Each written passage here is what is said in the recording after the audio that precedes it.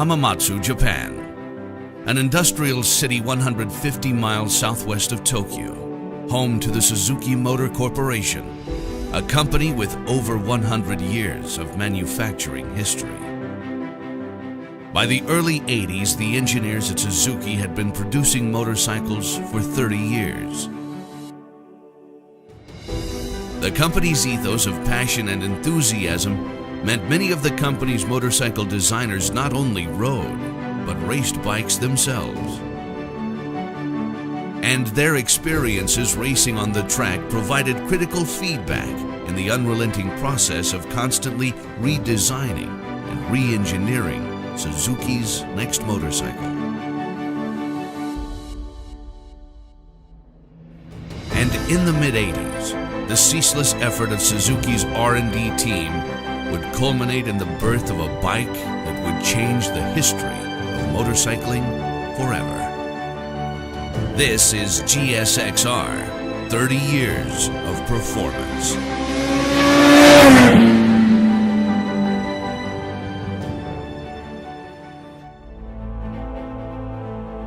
"30 years ago, Suzuki introduced the GSX-R 750, a true race replica machine that single-handedly created a whole new category of performance sports bikes. And interestingly enough, some of the designers and engineers who helped bring that first GSX-R to life can still be found on the Suzuki campus in Hamamatsu today." 清水立氏って言います。会社入って40年ですね。もう長いね。At that time, Shimizu worked in the engine design department under the guidance of a project leader named Etsuo Yokouchi. A racer himself, Yokouchi began early development of the bike that would become the first GSX-R by challenging everything that the team knew about building a motorcycle meant for racing and starting the design process from scratch. 特にこの幽霊の7班はね、今回来るような話もあった横内さん、その当時の横内部長が最大馬力100馬力で最高速235キロだったかな。He challenged the engine and chassis teams to question the status quo.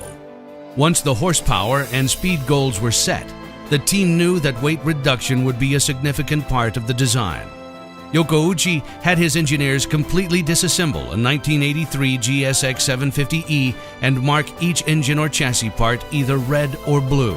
Red was for parts that wore quickly or failed, and blue parts had no breakage or durability issues.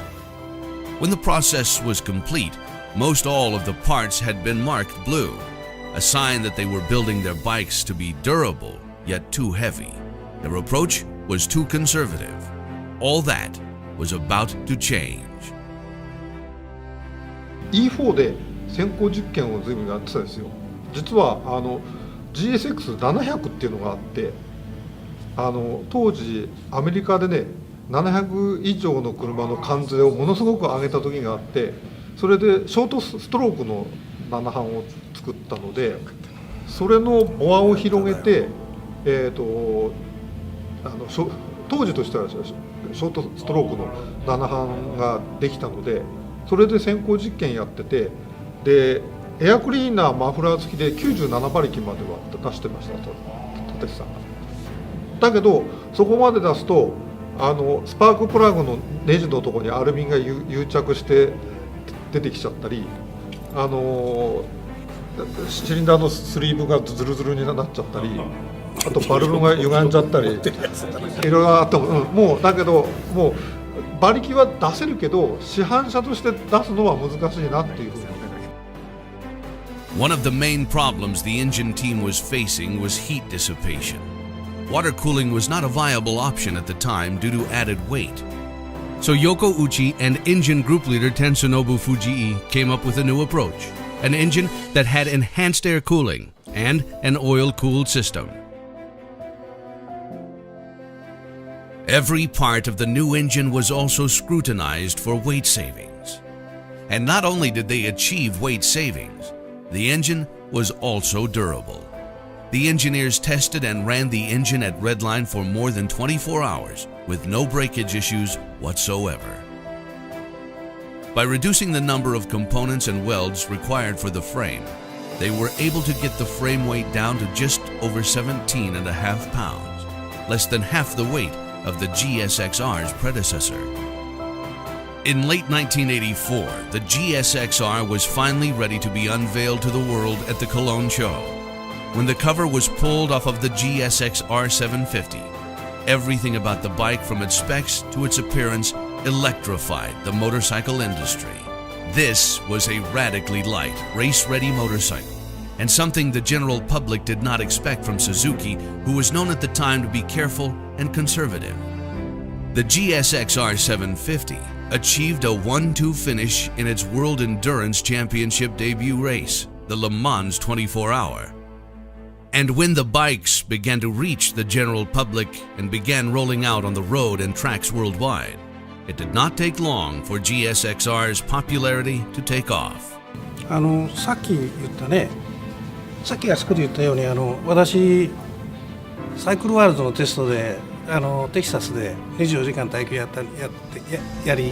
たんですよ。でその時に750での最高記録を作ったよっていうことになって。During the late 80s and 90s, the GSXR became known worldwide as a sport bike leader in racing, and development of the GSXR models continued as new performance standards were sought after.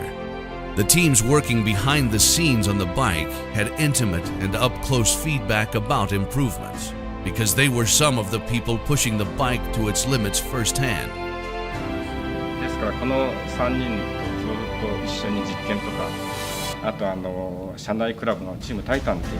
うのだったもんで、うちがコアサイクルのエンジンやりだしたから耐久レースでなきゃいかんじゃないのっていうのがやっぱりレースチームの人から話があって、それで今度耐久レースあるから出ようってことで、例えばホンダとかヤマハとか川崎みんな社内レーシングチームっていうかね、社員がやってたレーシングチームがあって、やっぱり鈴鹿の耐久なんかだとワークスが出てる中でその後社内のチームが出てた。でどこもそうは言ったって社内だもんで、どこがワークスでどこがチームだか分かんない、ライターが違うだけのような車になってるんですけど、そういう中で、自分らでエンジン作って車作ってでレース出てたと。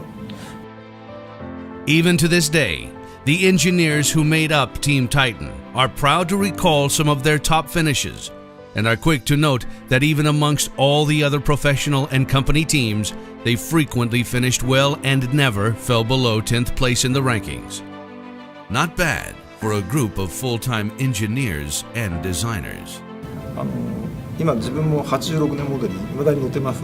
でまた開発したっていうところで、どこを壊れて何かあった時にどこをいじればいいかってそれなりに分かって未だに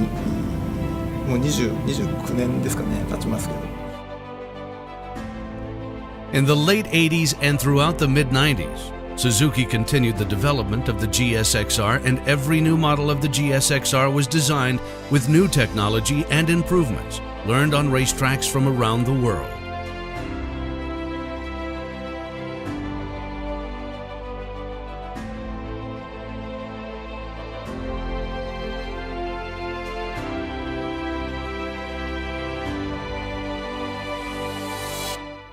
In 1996, a decade after the first GSXR had lit the industry on fire, Suzuki reinvented the bike with a newly equipped twin-spar frame.